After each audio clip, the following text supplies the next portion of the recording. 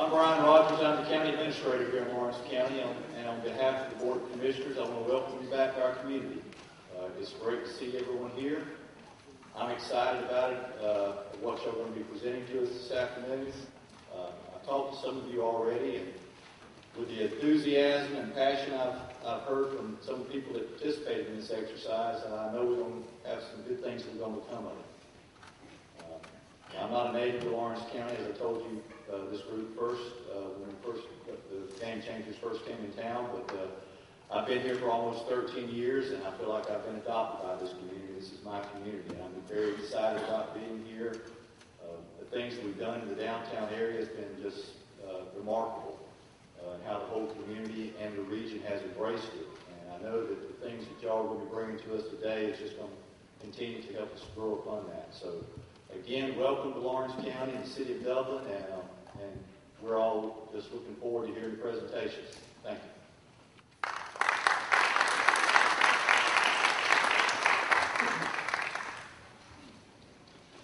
I'm Bill Brown, Mayor Pro Tem of the City of Dublin. Come to you on behalf of the City Council, the City of Dublin, City Manager George Russell, Mayor Phil Best, and all our citizens. And I want to also echo what Brian has said. Welcome back. To Chris, Howard, and the Young Game Changers, we no longer consider you our visitors, but our friends, and hopefully you consider us yours as well. Hopefully you've developed new friendships with the Young Game Changer cohorts, as well as the others that you've met while here in Dublin. I want to say that through collaborative efforts with city and county government, the Development Authority, the Downtown Development Authority, Visit Dublin, Chamber of Commerce, public-private partnerships, and private investments, we made significant improvements to our community, as you've seen during your visits. We understand who we currently are, but hope to be enlightened as to what we can become. We're grateful for the time and effort that each of you have put forth to help us develop initiatives to move Dublin and Lawrence County farther ahead of the curve. We're excited to hear your presentations. I look forward to embracing those visionary plans, and we diligently attempt to put those into action. Again, I'm grateful for the time and effort you put forth, and we're glad you're here. Thank you. Now, Jeff Davis.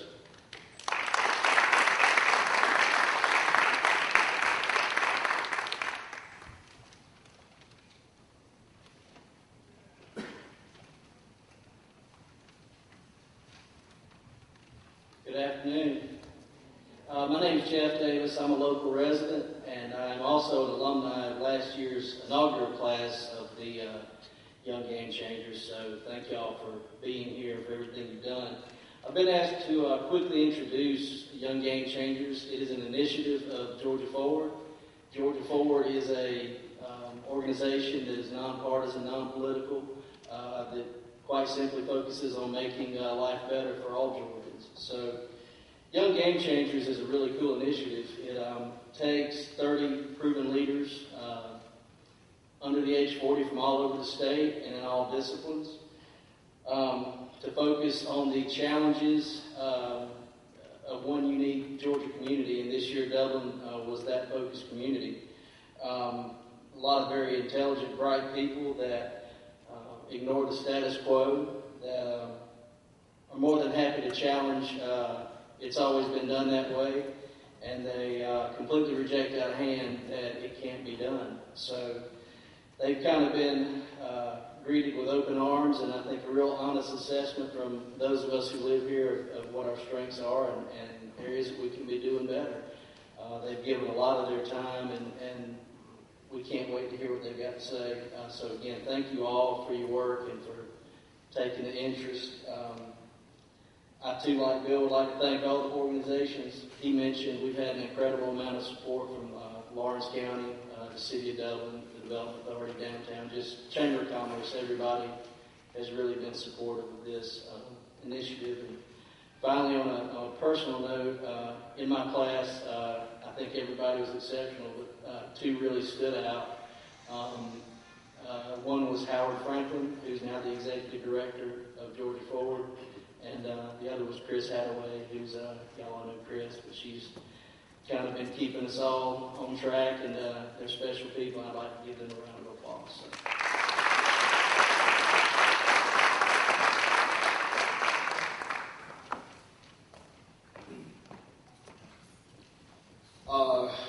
Good afternoon. Thank you, Jeff. As he mentioned, Jeff, Chris, and I are all in the same class, and I've got to say, I think Jeff deserves a round of applause for all he's done. He was a stellar member of the inaugural class, but then, to follow that up, to bring us back down in Dublin, and really just connect us with resources, give us the folks that we need to talk to, and just be present at everything that we did. It's just been great to have him as a resource. And you guys are lucky to have him here as an entrepreneur and as a civic leader. So thank you again, Jeff. I'm going to just bring a few quick remarks. One thing that I have to echo that I've heard from everyone who's taken the podium thus far, Dublin has welcomed us with open arms. And it's just been great to have leaders, folks from across the community, wanting to offer their insights, their input, the resources that make this program work, and that make for the wonderful presentations and proposals you guys are going to hear in a way that will be really useful, I believe, going forward. So I've been blown away personally by the talent, the drive, the hospitality, the good-natured Southern charm of just the folks that we're coming to contact to or with at every different turn. And I'm happy that Jeff and others insisted that Georgia Forward come to Dublin and Lawrence County. So I will say, and I think Chris is going to mention a little bit more about this, but this is easily one of Georgia Forward's most exciting programs. Largely because there's a real interest and a hunger for involving young people in governance, in ideation, and really just figuring out how to solve big problems. So I'm excited about the prospect of what we're going to do going forward, and I'm really excited that people from all across the state have been so welcoming and so interested in what we've been able to produce. And I'm going to do a quick plug for Georgia Forward. As Jeff mentioned, we're a statewide visioning organization. Essentially, we work to bring and to build consensus around big challenges. This is one of our programs. Another is the Civic Health Index, which is essentially Georgia's first measurement of civic participation across all different spectrum, whether it's how often folks register to turn out to vote, have dinner with their families, talk to their neighbors. It really gives us a lot of benchmarks and good guideposts for how we can improve the state. And then finally, we put on every year, this will be our fifth, an annual forum that brings together a couple hundred folks, 200 to 300 people, really to talk about big issues and to figure out how we can partner to push the state forward. So I would invite and hope all you guys will come back to and check out Georgia Forward. We're going to be doing the forum for this year, our fifth, as I mentioned, in Savannah in October. And the theme is going to be Georgia's Golden Age. So you can check us out at georgiaforward.org, get more information there. And without further ado, I'm going to bring up Chris Hathaway.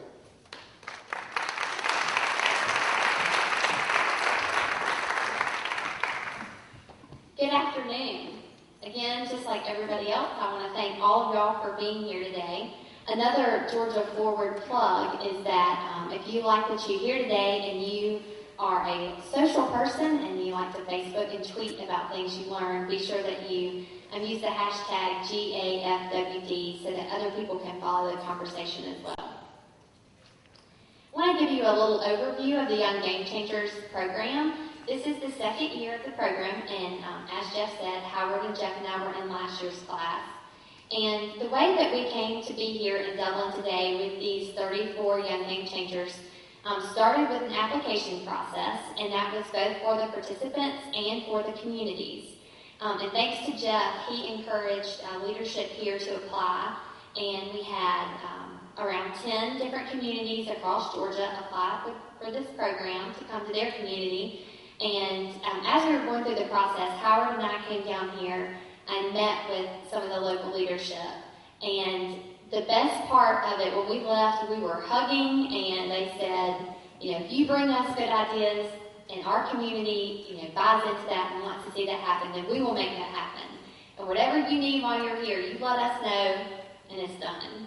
And we just really appreciate that attitude, and it's just so great to see a community that's working together and has so many great things going for them, but always continuing to strive to be better. So this group of 34 Young Game Changers started this process in January. We spent 2 days here in Dublin and Lawrence County really learning everything that we could about the community. And many of you were part of that process, and we thank you for being so open and honest with us, because we wanted to come in here and know, what's working for you, what's not, why didn't it happen? Just so we can have a really good understanding and foundation of how to grow from there. There's 3 major areas that we worked with leadership to identify, which you'll see today when they present. They're in 3 different groups, and each group has a different focus. The first group is focused on downtown vitality and also working to incorporate that with the surrounding neighborhoods downtown. The second group worked on the gateways, and y'all are so fortunate to have so many exits on I-16, but how do you have a welcoming gateway and connect those people and those visitors to downtown? And the third group worked on industry and how you can leverage the current industry you have now to attract more entrepreneurs and retirees. So you're going to hear a little bit from each of these groups. They're going to give you their presentation, and then there'll be a time for questions and answers afterwards. And when you walked in, you received a 1-page survey sheet and a clicker. And if you don't have one of those and need one, if you raise your hand, we can give that to you. But we can get some help on those over there. Thank you. The 1-page piece of paper we gave you, please feel free to take notes on this. So as each group presents their 3 big ideas, at the end, we're going to ask you to prioritize each group's ideas. Like, what do you think was the best idea that needs to be implemented immediately, or is a high priority for you? And so you'll have 3 presentations. Each presentation will have 3 ideas. So it's might be a little overwhelming. You might want to take some notes. So that's what that's for.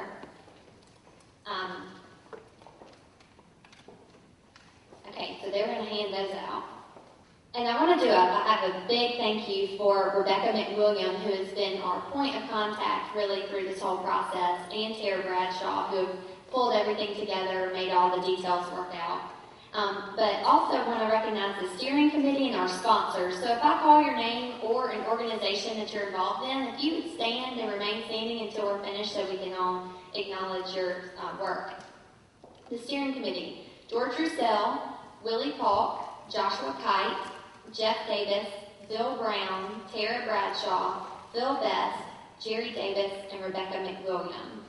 And our sponsors: the City of Dublin, Lawrence County Board of Commissioners, Dublin Downtown Development Authority, Dublin Lawrence Tourism Council, Dublin Lawrence Chamber of Commerce, Dublin Lawrence Development Authority, Altera Networks, and the Georgia Municipal Association.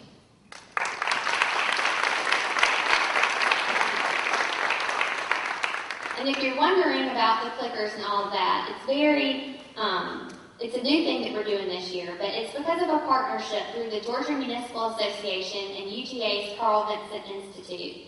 And we're excited that after we're done today with these final recommendations, the feedback that we get through this clicker process is going to be taken to some meetings with the steering committee, and they're going to take the feedback that you give them today and use that as they create a work plan. And so after the proposals, you'll hear from our friend Danny Bivens, who's going to talk us through that process. But it's very exciting that not only have we worked here for 6 months and we're presenting these ideas, but this community, y'all have already committed to taking the best ideas and moving forward with them. So we want to make sure that we can help in any way to implement those ideas. And so that is because of a partnership with Georgia Municipal Association and UGA's Carl Vincent Institute.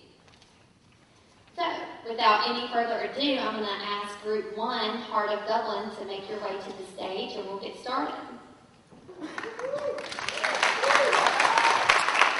Good afternoon. We're the first group. We are the Heart of Dublin, the Hometown Enhancement and Restoration Team. Okay, our question we answered was, how can Dublin better attract and retain merchants while investing in the surrounding neighborhoods to extend downtown's vitality? And our goals here were to create a cohesive, walkable community, create new housing near downtown, and create a new draw to bring people downtown. And what we came up with was to provide the Riverwalk project along the Oconee River, to implement a mixed-use facility or center into the downtown area, and develop a retirement community along the Oconee River near the Riverview Golf Course. And explain those processes now, and Jason, all of you please come forward. Thank you. As you see these pictures, these communities, I want you to think about if you've been to those communities and you've seen those and how these Riverwalk features impact those communities. But Columbus, Macon, Milledgeville, Savannah, these are just a few of the communities in Dublin that have Riverwalks. What do all these aspiring communities have in common? As I said, it's not just the merchants and the businesses. They have a Riverwalk feature. We feel that an untapped resource that sets Dublin apart is the Oconee River. And that asset is currently not being utilized in ways that could drive recreation, commerce, or the overall economy of Lawrence County. Over 20 years ago, citizens and local leaders aspired and created plans to construct a Riverwalk here in Dublin. While the initial plans were fulfilled and the current Riverwalk is adjacent to Rhodes Farm and Garden, the total expansion and the true vision never took place. Furthermore, the current existing Riverwalk can only be accessed through a private parking lot, which is gated and locked during non-business hours, and this in itself acts as a detraction from residents and visitors wanting to access this area during non-traditional working hours. In our discussions with local leaders involved, the completed plans failed to evolve not due to sheer lack of interest or feasibility, but because the project lacked a champion to lead the effort and because funding priorities changed at the state level. We at the Young Game Changers want to be that champion. This is an original, is a picture of the original plans for the Dublin Riverwalk, and as you can see, it actually extended from its current location all the way through the south side of Dublin, all the way to the Riverview Park Golf Course. We feel that through the expansion of the existing Riverwalk, we can recommend a greater scheme for integrating downtown Dublin to nature and recreation, revisiting the idea conceptually while keeping in mind that the investments that have already been made in downtown Dublin are important. The river can be a path to connect not only nature and downtown living, but also segmented cultures and populations of the Dublin community. Our vision includes public parks for green space located in what are now current vacant industrial areas. It also includes streetscape upgrades from downtown Dublin to the proposed Riverwalk area and walkable trails in between to create new existing beautified areas. We feel that all these elements will invite visitors to tour the entire downtown area by portraying a uniform image of Dublin, Lawrence County. If you notice this picture here, I don't know if anyone even knows where this is. I didn't even know where this was until a couple months ago. But this is our current amphitheater down near the river. Some of you may have been there, some of you may have not. It's just part of the current unutilized area that was planned for the Riverwalk in its original plans. By utilizing this area and others like it, Dublin will expand upon the already existing current outdoor events we have, such as the Farmers Market and the First Friday Concert Series. Our theory behind our type of plan is simple. People and businesses want to locate next to or in a nice, new, revitalized building or area. By selecting several target areas within downtown, this allows the local government and other revitalization groups to focus on key areas and maximize the funding and investment in those areas. This in turn will encourage private investors and developers to invest in properties located near these target areas and cause what we feel will be a ripple effect throughout the downtown and Dublin overall community. And with that, I'll turn it over to Megan Duke, who will talk about our mixed-use community center. Thank you. Our second idea was a mixed-use community center. The goal of a mixed-use town center is to promote reinvestment and redevelopment opportunities in the county's oldest, more established area, particularly inside downtown commercial district. A mixed-use town center can create a pedestrian-friendly, walkable downtown area and a sense of place where there was none, while helping to contain development and curb sprawl in the area. A mixed-use town center could be used as a business center to provide temporary office space for new industries, a variety of room sizes to accommodate groups and meetings of all sizes, a catering kitchen, and a terrace overlooking Dublin's historic district. Transforming this valuable space into a unique blend of innovative, high-quality urban and architectural design and technology-savvy equipped with the purpose of engaging the community. Additional options for a mixed-use town center include a tech campus for the growing professional service and data center industries, a medical fulfillment center, or a customer service call center. A mixed-use town center attracts an audience for businesses in downtown commercial district with the potential to attract a hotel into downtown. 3 locations have been identified as potential locations. Converting the old grocery store located along US 80 on North Jefferson Street. The second potential site would be located adjacent to the Riverwalk on East Madison Street between South Washington and the river, and a third location option being Riverview Park Golf Course. So, as Matt explained, part of the question posed to our group was how to invest in the surrounding neighborhoods to extend downtown vitality. And we believe that a great way to accomplish this goal is by creating a senior living community near downtown. We are currently experiencing the largest generation in the United States reaching retirement age, and Dublin has done a great job marketing itself as a certified retirement community. Why not build on this marketing to create a built-in customer base for the merchants and restaurants in downtown? The baby boomer generation is an active generation and is seeking maintenance-free living, easy lifestyles, and more leisure time. A senior living community in this area would accomplish all of these goals and will benefit the community. Building this community would create new construction and service jobs, would increase the downtown customer base, and would provide attractive homes and campuses to continue the revitalization throughout downtown and the surrounding neighborhoods.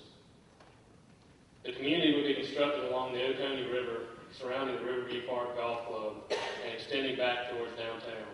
Building the community in this area would be accomplished by acquiring some of the vacant government-style housing in this area that is in disrepair. The senior living community could take advantage of the views of the Oconee River, the golf course, and could be mainly composed of independent living homes, apartments, or duplexes, like we shown in the previous slide. The idea is to get the residents out in the community. The senior living community would give retirees easy access to the downtown amenities, the Oconee River, the golf club, and everything else Dublin has to offer. Tommy Loman is going to tell you how our plan to connect it all together. All right. The City of Dublin knows the value of a great streetscape and how it can improve the overall health and vitality of the community. We feel we've given you 3 wonderful ideas to bring people to downtown Dublin, keep them here, and to give them something to enjoy. In order to help residents and visitors alike move freely throughout the community, it is essential to have a connectivity plan. Building on downtown Dublin's existing streetscape improvement, we believe it is critical to connect all of our resources in a pedestrian-friendly manner. Local Maintenance Improvement Grants, or LMIG funds, can be used to create or improve sidewalks adjacent to streets or roads. In order to connect downtown to our Riverwalk, our senior living community, and a conference center. With all new amenities, it's also important to have a good wayfinding signage as part of our connectivity program.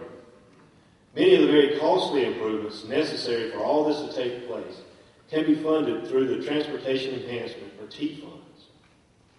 Although these funds have not been reallocated for this fiscal year, recent talks with the Department of Transportation have led us to say with confidence that these funds will return in the form of the more traditional ICE-T funds or the older MAP 21 funds, which are perfect for these types of projects. So, how do we pull all this together and make this dream become a reality? Well, the City of Dublin must be willing to put some skin in the game, maybe even leverage a few SPLOST dollars that you'll definitely see return on your investment. We must identify some very passionate steering committee members for each phase of the project and simultaneously create the biggest and best progressive step that Dublin has ever seen. Now, as we partner with the state for funding, we must not forget to look to our citizens, to our businesses, and to other non-traditional public-private partnerships as we look for funding and different things that we can use for these projects. The entire community needs to be a part of building something they can be proud of, so we can get people off of I-16 and make downtown Dublin a destination worth the detour. We believe that as the Heart of Dublin group. The heart of Dublin is your downtown. And if the heart of the community is healthy, then the entire community will be healthy. Thank you.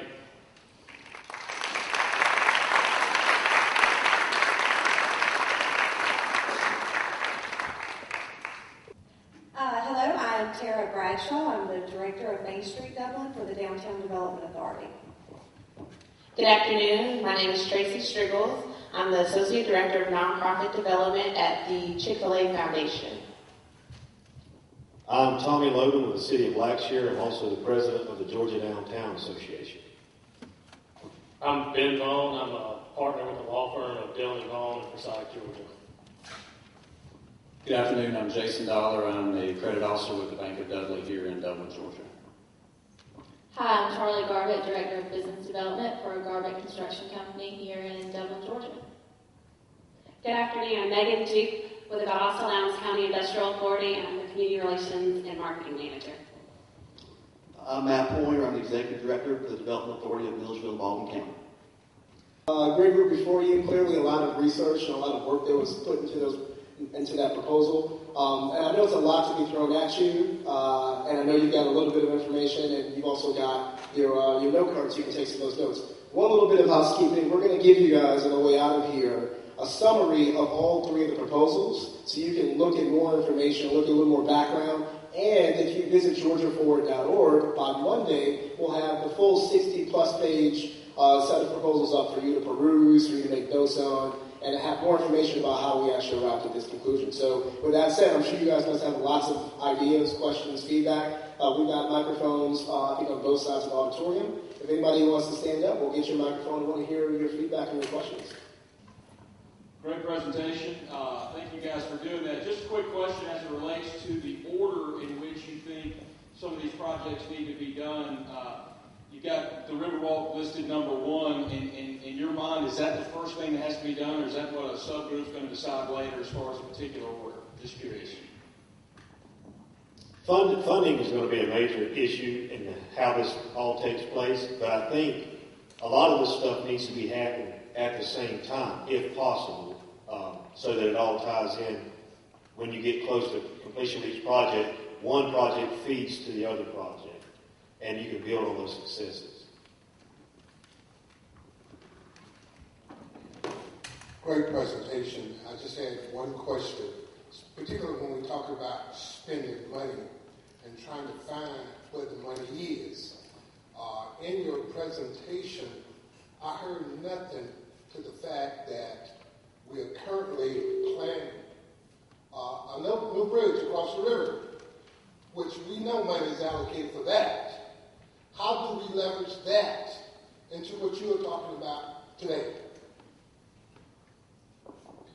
If there's a way to tie into the streetscape improvements or anything like that, you can leverage money you're already using against your local matching funds to meet with the federal dollars from the DOT program. But it's going to be project specific when you're talking about funding. But I think one of the things that our communities overlook a lot of times is really investing our SPLOST dollars where we're going to see a return. Because if you create an activity that people enjoy coming to do, you're going to get a return, a reciprocal effect of your SPLOST dollars.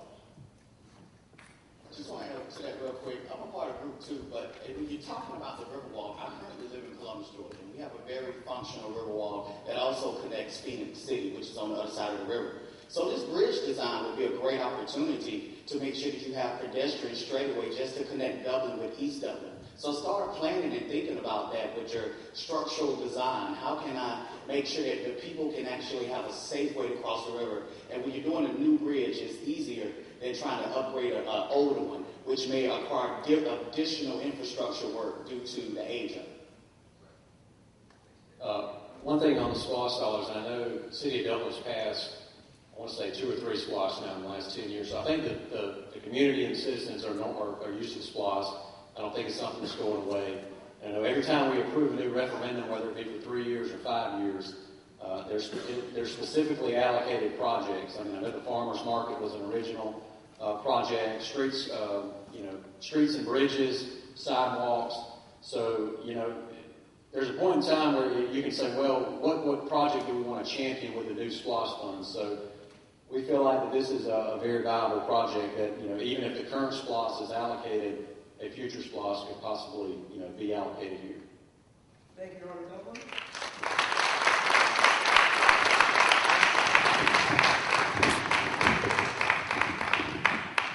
Hello, Dublin, Georgia. Let me try that again. Hello, Dublin, Georgia.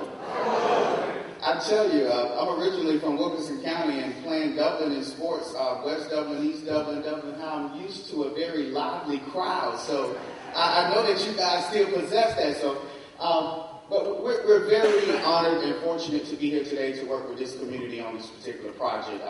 It had a soft spot in my heart, considering that I grew up in Wilkinson County, right down the road, frequent Dublin quite often for various reasons, shopping, things of that nature. So we took this, I personally took this to heart and thought about how this can not only be a great thing for the city of Dublin, but regionally. There's an opportunity for a city to be that hub of the smaller communities surrounding Wilkinson County, Twiggs County, Blakely County, other places that could really utilize some of the services that they have here in Dublin, even the theater we're in today, just culture, arts, and things of that nature. So we're focusing on gateways. So the problem, think about a gateway, an entry point, a way to enter, or the first thing that people see. What type of impression are you leaving? How are they going to think about the location, or what are they going to think about the location that they're visiting? I'm sure many of you have traveled many times before, and in entering a new location, one of the first things you look at, how are the streets? Am I riding through potholes? Were we properly greeted with some type of signage or something? Where's the pride in the community? And that's exactly what we're going to address today. And we're going to focus that around the fact that there's a major highway system that runs right through Lawrence County, and Dublin sits almost in the very center of that. Close to it, very close, a couple miles off. But we'll work with that, and that's going to say 16. So our presentation will focus on gateways of various types. We're going to talk about motor gateways. We're going to talk about recreational gateways, as well as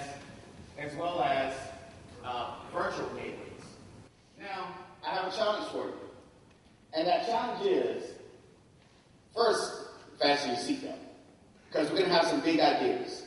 We're going to present some things that you probably didn't think about in Dublin, Georgia, but guess what? They can happen right here. Secondly, I want you to open your mind. Look at the picture of that roller coaster that's completely left open up top. What do you think the engineer was thinking when he first designed that? Did he think it was possible? Would anyone want to ride that? But think about his creativity, and that's what I want you to tap into today. I want you to tap into the creativity of what Dublin could be, the creativity of where Dublin is going to go. Because we've learned from the commitment to the city, and I have to echo that everyone's been extremely gracious to us here in the city, the elected officials. You guys have a wonderful slate of elected officials that truly care about the welfare of this community, and that's just fortunate to have, especially after a presentation like this, because it's going to take that drive and energy to really push us forward. So buckle up, get ready, let's go. First big idea, driving dollars to Dublin. How you doing this afternoon? Right? I have been on the road. I'm just now arriving in Dublin. I should have been here a little earlier, but I'm the Executive Director for Coastal Workforce Services in Savannah.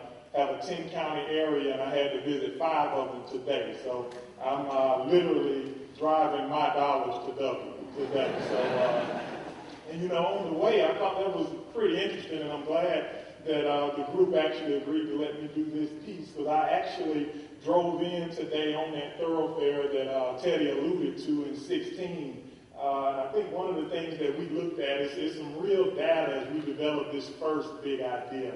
And that is to the 20,000 vehicles a day. I think I was one of those 5 times today, but 20 vehicles a day actually, 20,000 vehicles utilize I-16, and a certain percentage of those get off on exit 51 right now, which is also the state highway of 441. So even with downtown so near, we felt like, and the data said, that not enough people venture into the city. Now, I have a daughter in Atlanta, work in Savannah, and reach all the way down to Florida. And besides getting off at the bathroom on exit 51 or getting some gas or just stopping in. Even I didn't take advantage of Dublin prior to starting this program. Since then, I've done so quite a bit with some overnight stays and seeing the charm and things of that nature.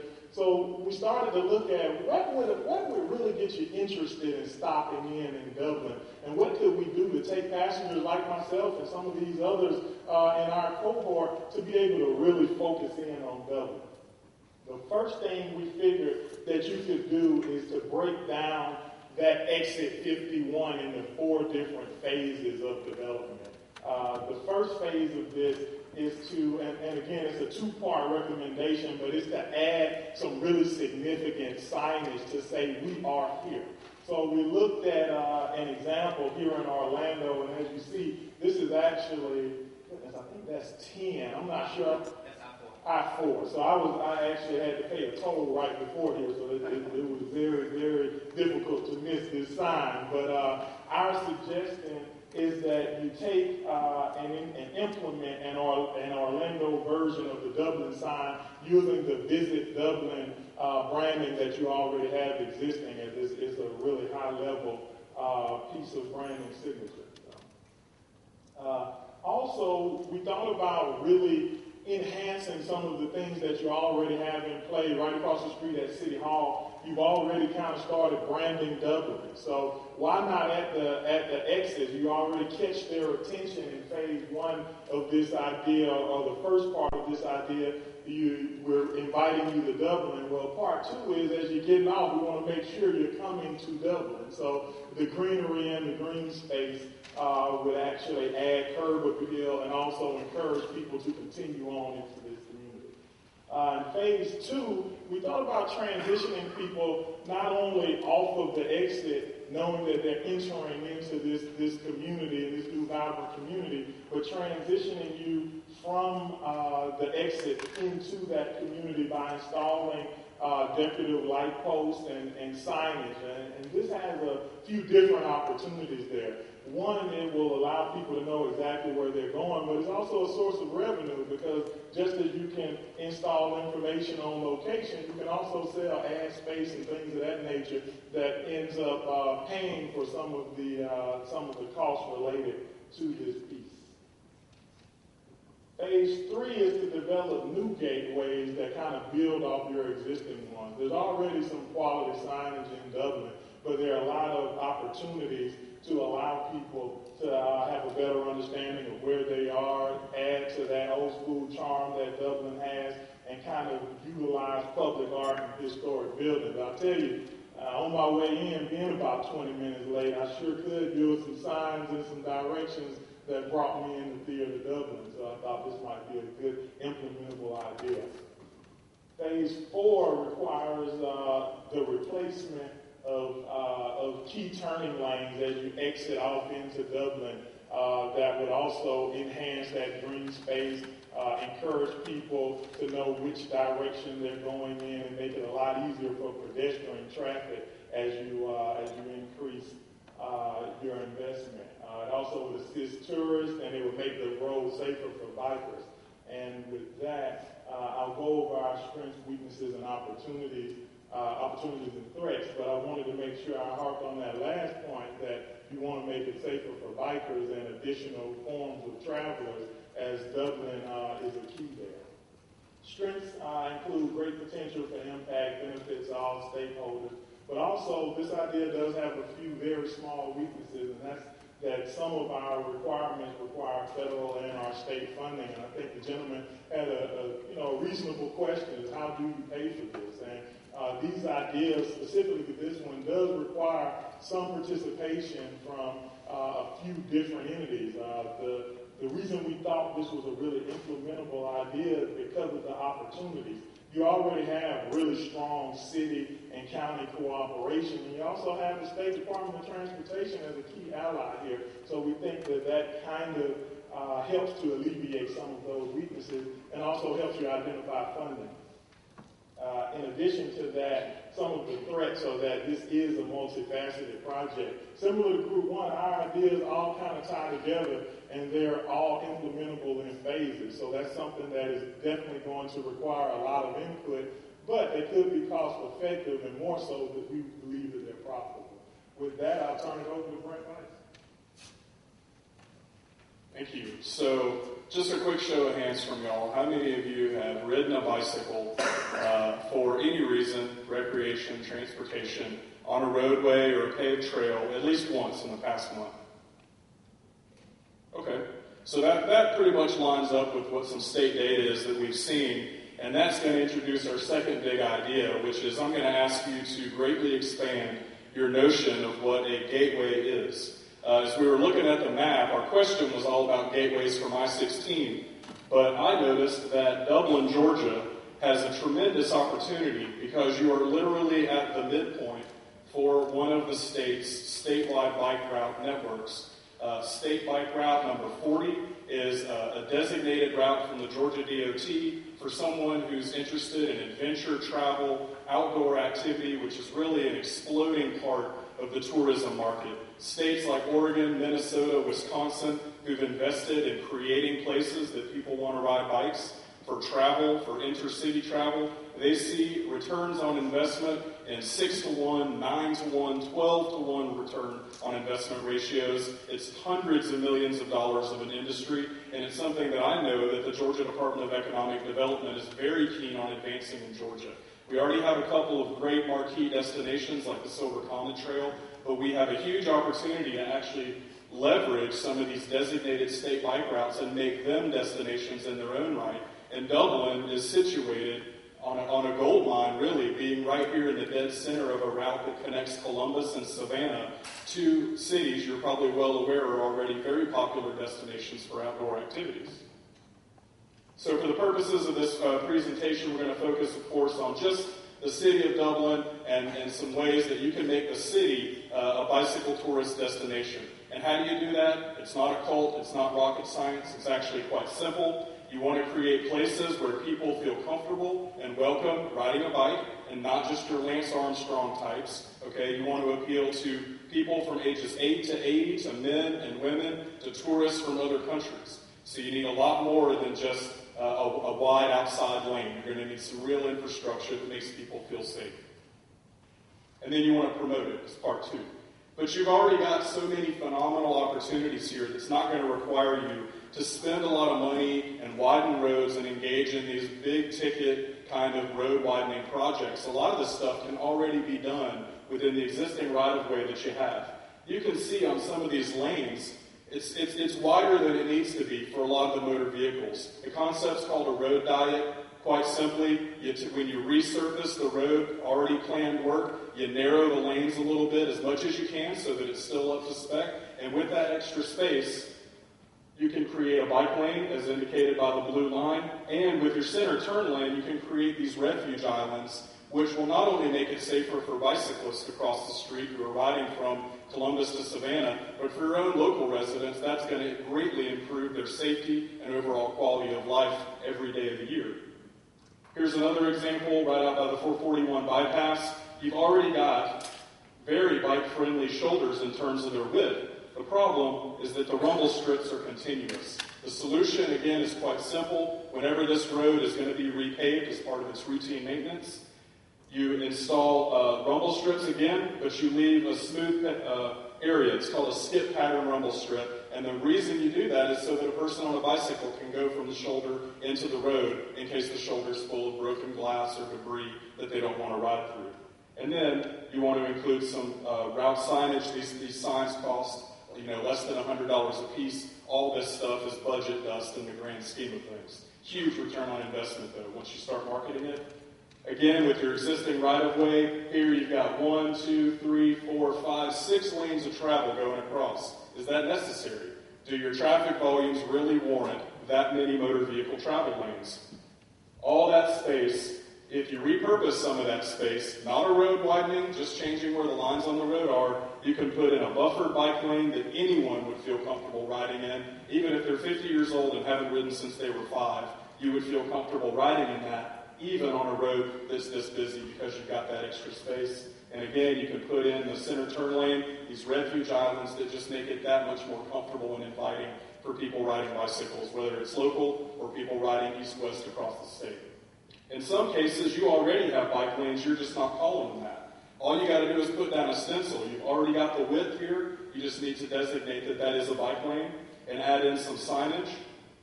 On some roads, you're not going to have the opportunity. The right-of-way is too narrow. It'd be too expensive to widen the road. But what you can do is put in these markings, which are called sharrows, which is kind of a contracted word, means shared space arrow, along with some signage, some wayfinding that says downtown or the Riverwalk that the previous group mentioned is 2 miles ahead. This is the kind of thing where you're going to direct bicycle tourists to those great destinations that are in the city. And then lastly, you can create a real impression, take it to the next level, by offering touring cyclists and your own local bike commuters these kinds of, this is a kiosk and a bike rack. This has a map and tips on safe cycling. This is from Walton County, Georgia, near Social Circle, about halfway between Athens and Atlanta. They did this very affordably. I encourage you to check out projectroadshare.org if you'd like more information about what this very rural community has done to encourage bicycle tourism. They've seen a tremendous return on investment. A couple of the other things that you could do, also very affordable, $1,500 a piece. This is a mobile bike repair stand. You put something like this in one of these kind of bicycle parks, and people have the tools they need, bike pumps, that kind of thing. Since there's not a local bike shop in Dublin yet, but that's the kind of business that being a bike tourist destination will help you create. And then you can also use your bike racks as actual branding. No one would ever say that a car parking space beautified anything. It's purely practical. Well, bike parking is both practical, it can be public art, and it can be advertising and branding for your existing campaigns about being ahead of the curve. So with that, bring up my colleague Ingrid to talk about our third big idea.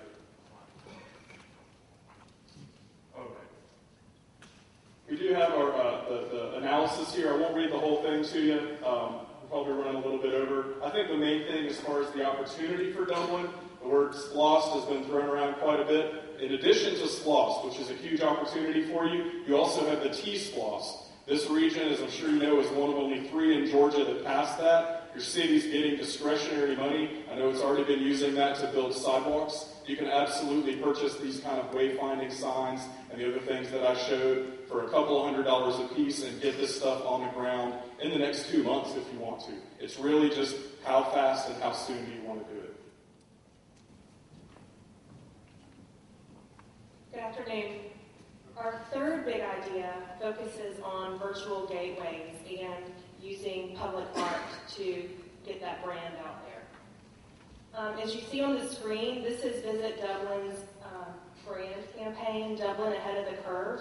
And as Rebecca suggested, when discussing this branding, I know that I believe 10 stakeholders were at the table to discuss it. So you already have community buy-in. If you just use that brand with your chamber, with your development authority, Lawrence County, City of Dublin, on all of your virtual gateways, including websites, it'll present a unified force in this sense of community and will help with community buy-in too. And as you know, some of your best resources are your community members to go out and sell your community to visitors and to other people. These are some of the virtual gateways that are already in place, and as well as you can use social media. Social media creates a conversation that visitors and people tend to trust a little bit more than traditional advertising. So if you use this Ahead of the Curve brand on your social media and you use your outlets on social media such as Pinterest, Pinterest is heavily visual and it has a high, most of their users are women and they're younger women, and those women are the family members that plan their vacation. And if you use some beautiful imagery of the area on an outlet like Pinterest in your social media, it'll help drive more visitors to your area. This is showing public art, and you can use public art to further present that brand. You can use your brand in your public art. Brent had shown one of the bike stands with the city of Decatur, I believe it was. So you could use that Dublin with the tag Ahead of the Curve in your bike stands, and that's considered public art. This is an existing mural that's in the area. If you wanted to update that, then you could, and it would help push that brand a little bit more too. This is an example of a mural in Ybor City in South Florida. And as you can see, it creates a conversation. Somebody might think it's beautiful, go in and take their photo in front of it, and then tag themselves in it and do like a hashtag Ybor City. And that goes to all of their friends' newsfeed on, for instance, Facebook or Instagram. And it's just a way to get your brand out there. You can even do hashtag ahead of the curve. And it just creates that conversation that tourists trust a little bit more than traditional advertising. This is another example of a plant mural in Pittsburgh. And it incorporates landscaping in with the visual mural. So it's another just beautification and helps establish that brand of Dublin. I can guarantee you there's nothing like this, I don't think, in Georgia. So, in order to do that, you will need to create a local arts agency, and that's just a good way to funnel your local artists, your arts organizations, make sure that they're all in at the same table and that they have a voice for an economic development and in that branding. And that's our short-term goal, is to create a local arts agency, and then a long-term goal would be to create a cultural master plan, and that's just a way of guaranteeing that that agency stays on task. Because as we know, artists kind of sometimes get flighty and you have to kind of like channel them. Some of the funding to get us to this is there's tons of grant money available. I know I work in tourism in Vidalia, and there's the TPD grant, the Tourist Product Development Grant, that could be used. SPLOST money could be used. And then the SWAT. One of the strengths is this creates a sense of community pride and ownership. And everybody, I've noticed, all the residents in Dublin, they love their town. And you should be very proud of that. And this is a way to just show a little more of that community pride through the virtual gateways and show a united front. One of the weaknesses would be property owners, making sure that they are on board with you putting a mural on the side of their building. But again, the sense of pride and ownership and community involvement can easily win them over during that. Hello, I'm Rebecca McWilliam. I'm the Director of Tourism with Visit Dublin. Good afternoon, Sarah Roche, Director of Community Engagement for the United Way of Central Georgia. Matthew Bradshaw with the City of Dublin Engineer Department. Jonathan Dowd, the Director of Communications of the Macon Arts Alliance. Kelly Bird, Admissions Counselor for Georgia Southwestern State University in Americus. I'm Emily Patterson. I'm the Grants Manager for the SunTrust Foundation and Endowments Practice. Odie Donald, Executive Director of Coastal Workforce Services in Savannah, Georgia. Brad Bison, Executive Director of Georgia Bites. I'm Ingrid Bard. I'm the Executive Director of the Vidalia Area Convention and Visitors Bureau. It is. And I'm Teddy Reese, the Director of Community Development and Affairs and the Staff Attorney for Georgia Appleseed Center for Law and Justice. And we want to thank the citizens again of Dublin and all the help that we received from local officials during our investigations and exploratory phases of what ideas we can provide. So thank you again. Give Gateway Gang another round of applause, please. So I want to just mention two things. One, I think hopefully at this point you guys are seeing how some of these ideas, these presentations, proposals can work together to achieve some of the common goals that we have here. So hopefully that's starting to take shape, and we'll see more of that as Group 3 also comes up to present. But secondly, I also want to thank Group 2 for reminding me that we've got social sharing. I want to encourage everybody who's on Instagram, on Facebook, on Twitter to use the hashtags that are on your surveys. Georgia Forward, Visit Dublin, GA, and the rest. So folks know what's going on. I see cameras flashing. So I want to make sure those photos and those comments and those questions are also being represented online. So with no further ado, any questions here? I'm sure there's some questions out there. I'll throw out the first one. And I just noticed that so much of everything you guys proposed worked hand in hand. You looked at the physical gateways from the highways and byways, tied very succinctly into the bicycle pathway, the path lanes, and the bike lanes that are also possible. And then also what's already there in terms of the virtual gateways, the websites, the social media. One, was that on purpose? And two, if it was, how did you get so much cohesion across all of your big ideas? Wow. Absolutely, I think that was on purpose.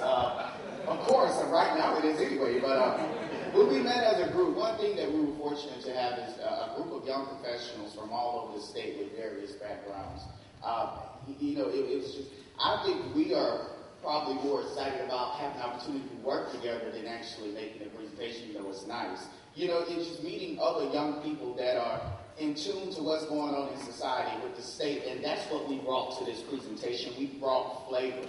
We brought the future. We brought dreams and realities that these folks have made happen in various parts of the state. As you heard, we got economic directors, we got tourism directors. These are the people that are leading the areas, and they're in other locations as well. But what you got here in Dublin today was a combination of the best that's to offer throughout the state of Georgia. So it was intentional. And what we wanted to do was to incorporate not only Dublin today, but Dublin tomorrow. And we know that technology and social media and things of that nature will play a huge role. Also, Howard, I think part of that is that you already have a few different entities working together in Dublin, and you also have the infrastructure that's readily available. So one thing that was made very clear to us by the elected officials and all of those who provided us input is that they want something that's really implementable. So we really were forced to look at what's already available, what's being done, and how to affordably be able to implement that. So when you look at the gateways, they're already existing, and there's a model there that they can look at that's been successful. And then the downtown is already readily available, tying into that. And those virtual gateways, you're already having a real impact, and you can do additional things very cheaply and affordably, and you can do it with a small amount of manpower. So I think those things with these subject matter experts were able to be displayed in a cohesive way. The logical gateway from I-16 to downtown is US 441. But that's also not a very attractive way to enter our town. Did y'all look at any ideas of what could be done, whether forcing it on a different route or finding a way to make 441 coming into Dublin more presentable? Absolutely. When we were looking at the 441 gateway, we thought a lot about when you get off the 441 exit, you don't feel the same as you do when you come downtown into the city of Dublin. And so a lot of what we talked about with improvements, with signage, improvements with the medians, improvements with lighting and wayfaring signage, all of that was meant to replicate the feel of what it looks like in downtown Dublin. What we want people to feel like is when they get off there and they drive down 441, that it's a cohesive experience. We talk about cohesion. We want to bring the feel of downtown Dublin through that corridor. And that'll be accomplished by that'll take some intergovernmental cooperation, some cooperative zoning in areas of the county and the city. You move between the city and county when you're driving down 441. So we wanted to give a visual cohesion to that corridor. And so that a lot of our recommendations about that are focused on creating a visual cohesion. And just to add to that, one of the reasons why we picked 441 exit 51 as our primary gateway to focus on is you have to start somewhere, and that seemed a logical place to start as it's already getting the most traffic from I-16. But in the entire written proposal, we do set out phases or stages of how to then build off of that to your other gateways. Yeah, in the detailed plan, we specifically talk about that route. And like when you saw the median with the grass in the middle, that was one of the recommendations, improving the image and the scenery from the interstate to downtown. But the first thing is to get them off the interstate. And that's why we presented the Big Dublin sign. It would be something that we haven't seen throughout Georgia. Again, the closest example we could find was Orlando. That's going to strike interest. People are going to get off. And then that's when your banners, which are sponsors, and your directions, or your direction signs, going to tell them downtown is just right around the curve, ahead of the curve. You know, that ties right into the theme that you have going on here in Dublin. So the detailed plan focuses heavily on that 441 connection from I-16 to downtown. I think to also speak specifically to those other entry points that you talked about, that you asked about, if you look at our different gateways or where we strategically thought about placing that signage, it actually is in the surrounding entry points, as well as our second big idea, which was the bicycle pathway kind of utilizes the entire all entry points to Dublin, because it's actually the center of the bike route that Brent referred to. Thank you again, Gateway Gang. Love the questions. As I mentioned before, you guys will get these summaries of the proposals, and the full proposals will be online starting on Monday. So thank you guys again.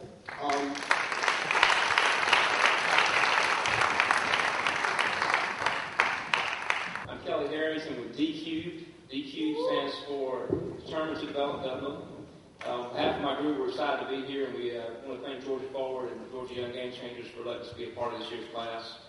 We did our research, and we'll make our recommendations based on this statement, along with 3 topics. Several national and international companies call Dublin Lawrence County home. How can this community strengthen its international appeal, and in the process attract more entrepreneurs and retirees? Everyone in our group contributed to these recommendations. We also received some invaluable help and contributions from some local people. I'll name them really quickly. Louis Curry, Gerald Smith, Brian Rogers, Buddy Adams, George Russell, Curtis Edwards, DeVos Porter, Matt Hatchett, Willie Paul, Cal Ray, Tara Bradshaw, Joshua Kite, Jeff Davis, Scott Thompson, Bill Brown, Mike Notatamasa, Rebecca McWilliams, Dr. Chuck Ledbetter, David Gay, and Ted Short. All of those people either met with us in a round table or specifically met with us to help us, and we appreciate your time. And our presentation is going to be a video, which is a summary of our recommendations and our written proposal. And afterwards, we'll introduce our members and have our Q&A.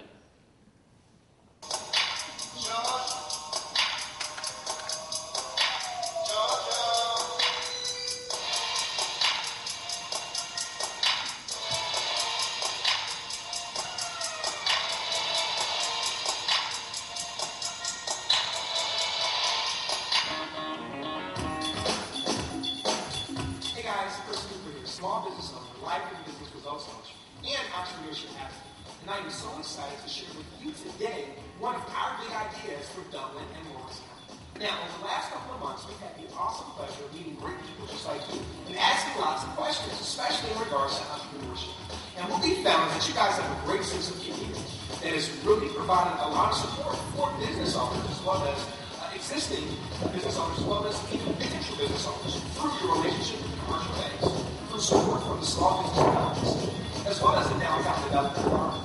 However, we realize there's some great opportunity areas there as well, such as there's a lack of continuity and cohesion between the programs, and not everybody has access to these same types of relationships. So, what we wanted to do is propose, a way to get some tools to eliminate some of those roadblocks for potential business owners, as well as some tools that would help to enhance business owners, existing business owners, to allow them to really be able to thrive in this economy. In addition to that, we realize you have some awesome established business owners that are willing and able to volunteer and provide mentorship to budding as well as existing business owners that are looking to have that exact same type of growth. So, these types of enhancements would create a flurry of new business opportunities and also new businesses that would make Dublin very attractive to professionals, to business owners, as well as to consumers looking to locate to an active, vibrant, and growing community. Our solution is the Access Dublin Entrepreneurship Gateway. Sounds pretty cool. So what it is basically is a one-stop virtual resource center that's going to provide everything from A to Z that an existing business owner will need, as well as what a budding entrepreneur will need as well. We propose to have a business specialist, one person that's dedicated to actually assist with bringing these resources together and connecting individuals with opportunities that will enable them to flourish financially and also help out the community. In addition to that, we're really looking to create something where communication is cohesive. And there's a lot of continuity between organizations and service providers that want to assist and help these budding as well as existing entrepreneurs. In addition to that, it's going to be a online portal, a virtual incubator of sorts that's going to provide the best, top-notch, and leading business resources to individuals right there in Dublin and Morris County. In addition to that, we propose to have seminars as well as a business plan competition to really kind of generate some interest and offer ideas to folks so that way we can give individuals what they're asking for, not necessarily what we think they need. So, through this process, we are so excited to introduce you to the Access Dublin Entrepreneurship Gateway. And all I have to say is, guess what? Your access has been granted. Welcome to the new age and welcome to new possibilities for Dublin and Morris County. Thanks so much.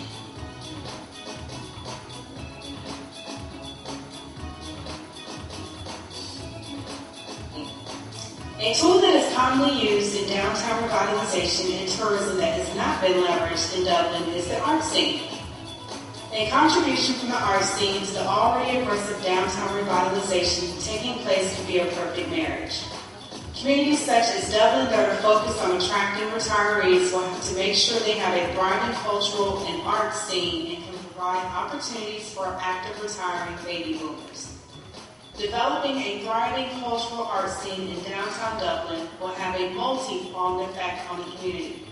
If structured correctly, it can catapult downtown development, attract entrepreneurs and young professionals, and in turn create resources for international companies. All of these things make for a very powerful economy, which creates a multitude of resources and opportunities for retirees.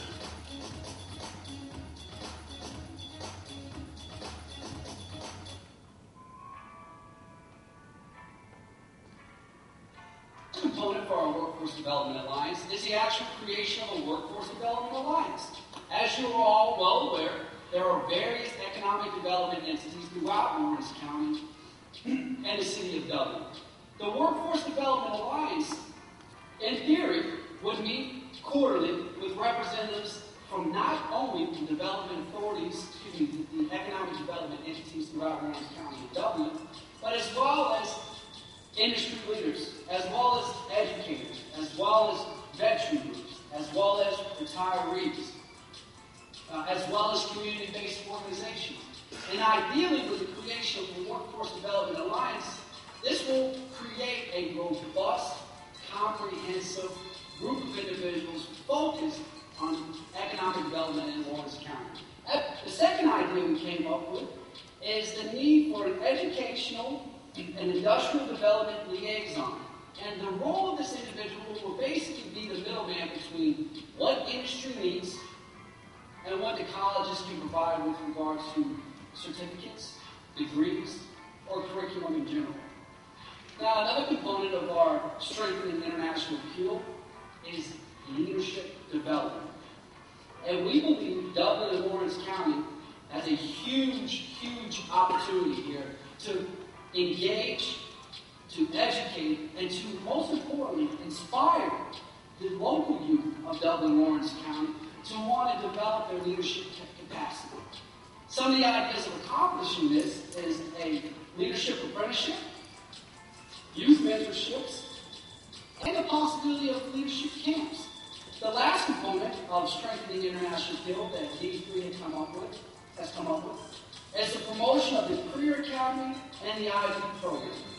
The promotion and improvement of a Career Academy and an IB program will without a doubt, unequivocally, enhance the educational opportunities of not just the youth in Dublin and Lawrence County, but also at the same time bring a larger net to cast when it comes to providing incentives for international business to relocate here. Now, we believe the ideas we've given you here today are not only practical, but essential to making sure Dublin has a seat at the table in the next 20, 30, 40 years throughout the state of Georgia and throughout the country. So on behalf of D3, Young Game Changers, and Georgia Forward, I want to once again tell you, thank you very much, Dublin. Thank you very much, Lawrence County. We sure have appreciated our time with you, and we will always be here for you. Thank you.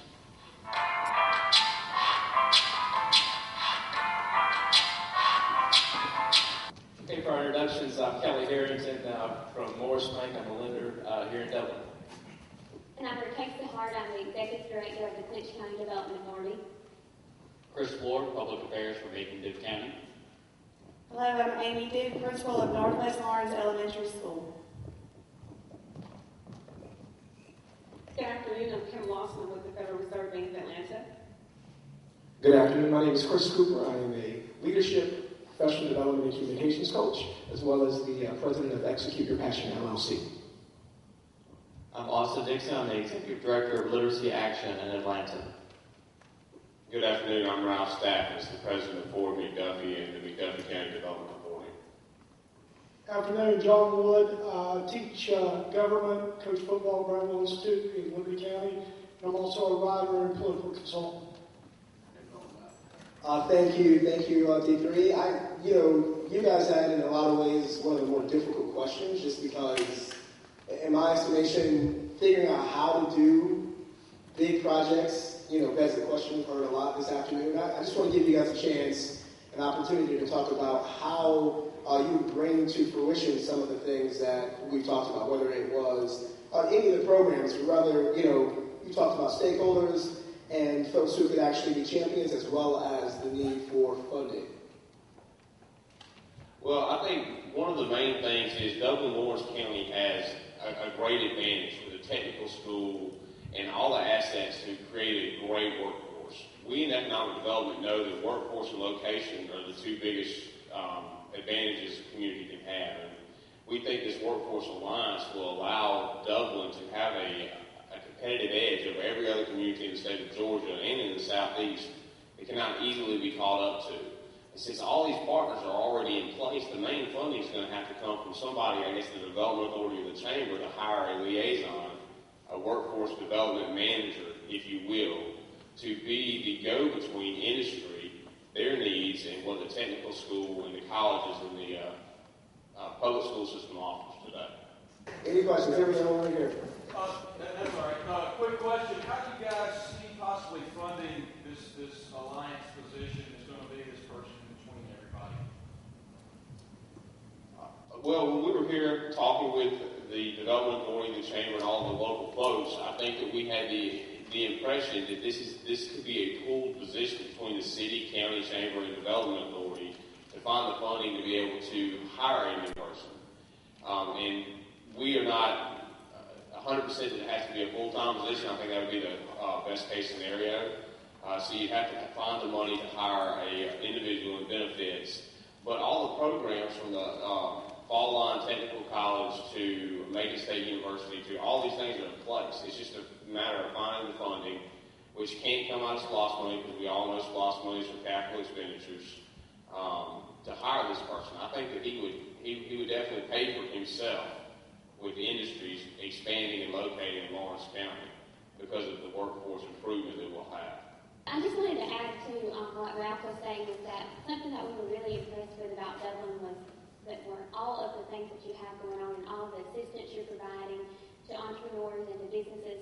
And throughout our whole project, a lot of what we focused on doing was bringing all of those entities together to provide a unified front and make it a situation where if someone goes to the chamber or goes to the development authority and maybe they are a new business and they're an entrepreneur just thinking about starting up and they go to the development authority could send them to Access Dublin or send them to the chamber or whoever is providing services to them.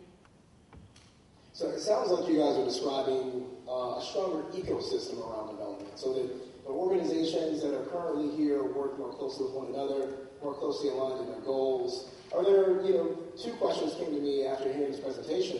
One, are there particular industries that stand out that you also want to bolster or you want to hold out as leaders or leaders really that can help bring both people, entrepreneurs, baby movers, et cetera, to the community? And then two, the other question that I want to add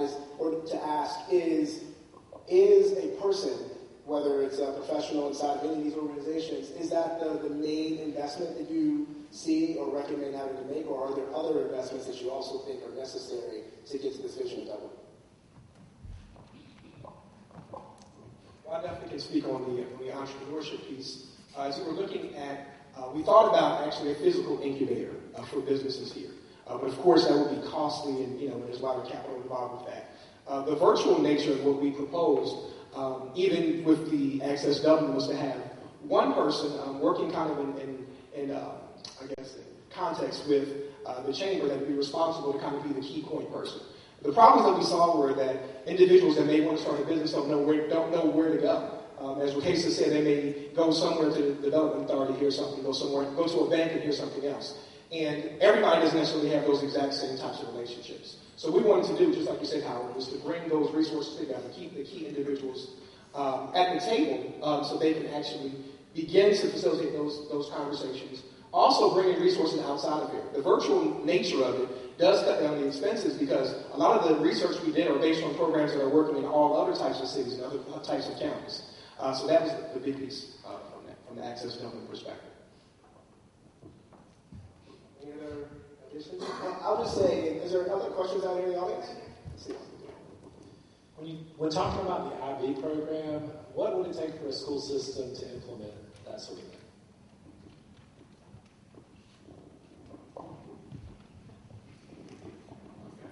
There's a funding stream that a school district or a school would have to pay for to join an IB program. There's a whole process of applying, setting the program, getting the right accredited teachers, showing the need, as well as an application program for the students itself. That's just the startup. For it to be successful, it has to be implemented with fidelity over many years. You have to keep the force on. You have to get more students into it. I will tell you one of the struggles of an IB program, especially in the United States, is we have advanced placement. What we find in some other IB programs is that if a student gets into the IB and realizes how difficult it is to get to the IB program when a lot of colleges in America don't recognize it or don't get any additional benefit to joining it, they could just join the AP program, get the college credits, and move on. Whereas we do know the IB is a little more stringent, it's a little higher quality than the AP program, and can lead to other pieces. We've had some very successful kids come through our school system who went through IB as well as AP. But it's keeping them in there and showing them the benefit of being able to go international with that standard of education. But you've got to get the cost, you've got to get the interest, show the need, and then you've got to get the kids to join. One more thing about that. When we talked about the Workforce Development Alliance and this whole idea, especially we focused in on the IB program specifically, because part of our question was to talk about how to get international companies and individuals to actually want to come to Dublin.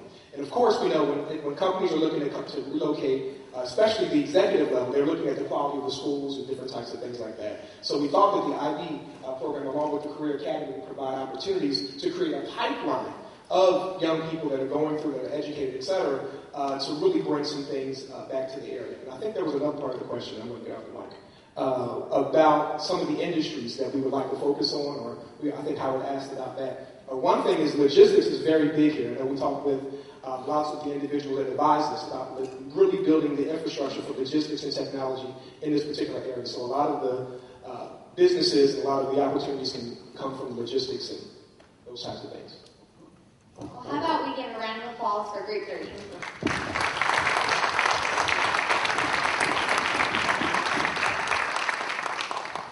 Okay, so you've heard from our three groups, and you've heard their three big ideas. And so now we really want input from you. We know that this is a lot of information. We'll have it in written form. You can read it, go through it. But we really just want your gut reaction. What's your first feedback? So at this time, I'm going to call on Danny Bivens. He's with UGA's Carl Vinson Institute. And again, this is part of the partnership between the Carl Vinson Institute and Georgia Municipal Association. And he's going to tell us about the fun clickers. So here's Danny. Hey, everybody. As Chris said, this is the part of the day where we get to hear from you. All right? You've heard some great ideas, and we want to get some reaction. So hopefully you all have the magic clicker in front of you. All right? And if you haven't seen, the technology hasn't been working so great today. So everybody cross your fingers for me. All right? Because if this doesn't work, there you go. So, all right. So the first thing we're going to do is go to the first slide. We're going to ask just 6 questions. That's it, okay? And we're going to get also for you to give us some feedback here. Because what we really want to hear is why. Okay? Let's see if this clicker works. All right. The first question we got right here. In what part of Dublin, Lawrence County, do you spend most of your time? You know, when we spend most of the time, you either live, work, and play. You got to pick one, right? We just kind of want to know who's in the room, all right? So if you spend most of your time downtown, press 1 or MASH, depending, where you're from. Press or MASH. 2, elsewhere in the city. So if it's not downtown, but you're in the city somewhere, go ahead and press 2, right? 3, Lawrence County, and then 4, all those surrounding areas. Now here's the thing. You can press as much as you want, right? It's not Chicago voting though. It's just going to take the last thing you mash or press, right? So everybody do that. Keeping our fingers crossed, it's worked. Woo! It worked. Come on, everybody slide really for me. All right, so most people in here, just to give you an idea, right? You're somewhere in Dublin. All right, question 2. All right, this is about the issues facing your community. You heard a lot of things today.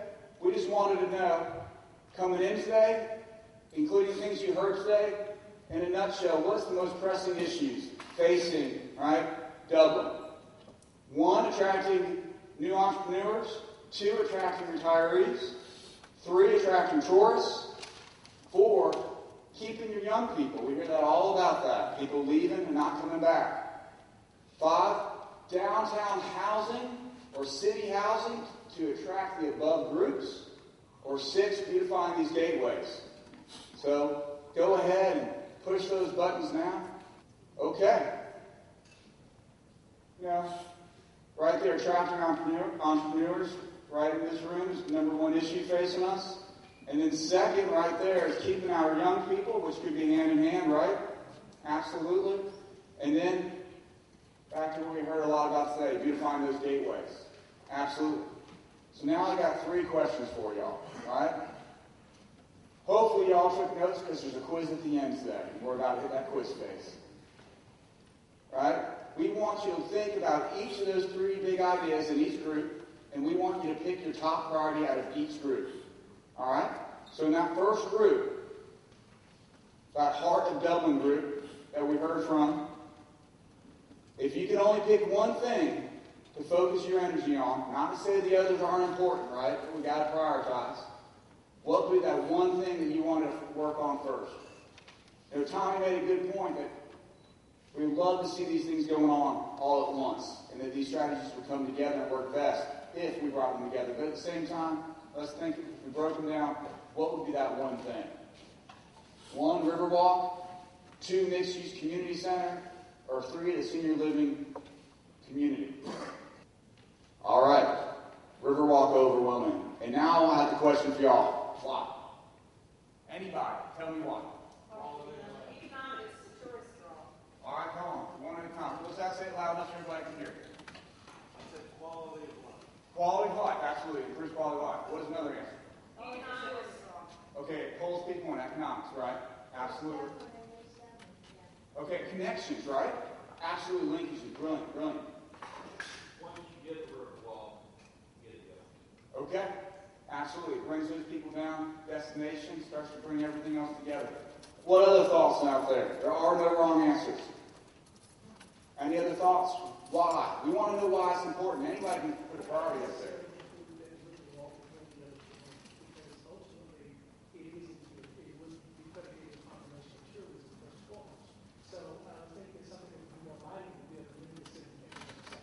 Okay, that's a good idea. So, this gentleman just brought up too was another perspective: was if the Riverwalk was primarily for tourists per se, would that be something that would bring the other two together? So, a good point to answer on that is community center is important. If you do a Riverwalk, how do we focus it on the people here first? Also, so that people every day benefit from that, not just tourists or tourist dollars, right? Because if the place is great, if you love it, other people will find it because people will start talking about it. Good point. All right, we're going to go to the next bucket, right? The next theme, if you will. Any other comments before we switch? Well, it's a stress reliever. Being out room space is so important. Absolutely. Right. Stress reliever. Gets people out to recreation. You see people. Absolutely. All right, group 2, the Gateway Gang. I like the name, the Gateway Gang. All right. So what's the top priority in the room?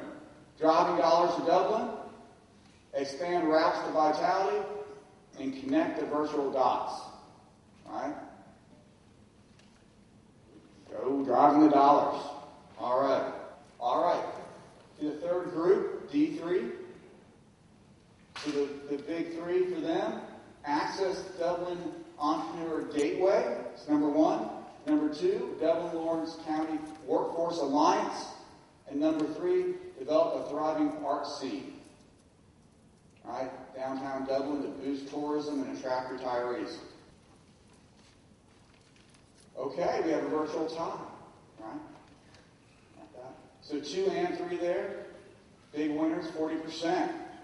We have one final question, but for this one, I'm going to turn it back over to Howard. Thank you. And so one of the things that we just want to emphasize, I think everyone has come up here and said how wonderful this process has been, how much we've enjoyed being here, and we want to make sure that everyone in the room, everyone who hears about this, via social media, on the television, and the newspapers, knows that this is not over.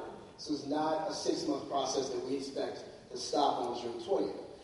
And there are a number of opportunities for folks who are here and folks who may not have made it today to still contribute to this process and to give us their best ideas, not only their best ideas, but the resources, the insights to make sure that some of these projects leap off the page and are successful in transforming Dublin. And so one of the things you guys will see in the survey you were given is on the back, I think, of that sheet, an opportunity for you to write down your contact information, give us information about not only what you'd like to see happen here today, but make sure that we can pull you back into this process as we continue it. Danny and GMA and others, along with Georgia 4, will continue this process, and we'll put together a steering committee with the folks who have already helped contribute and steer this, but we really want to bring more voices, more insights, more communities into this process. And so, as you can see here, as Danny's put up here, we want to ask folks, just to kind of steer you in different directions, how you can actually participate by joining the Young Game Changers, recruiting new people to this process, because as much as we were able to get great insights, professionals, volunteers, we want to hear more. Hosting a follow-up meeting, assisting in securing funding. I know that was one of the items that came up several times repeatedly as we talked about these great ideas, how we pay for them, how we make them sustainable, how we bring them to fruition. And then working with the Dublin Steering Committee during the next phase of this process. And then we'll let Danny do his magic here. We'll get a chance to see just where folks want to plug in and where there's a lot of energy and excitement around being a part of this process going forward. So working with the Dublin City, that makes a lot of sense. That's already in the process. We're going to be, so very, very important. Y'all don't want to fund this? You don't want to... How about the big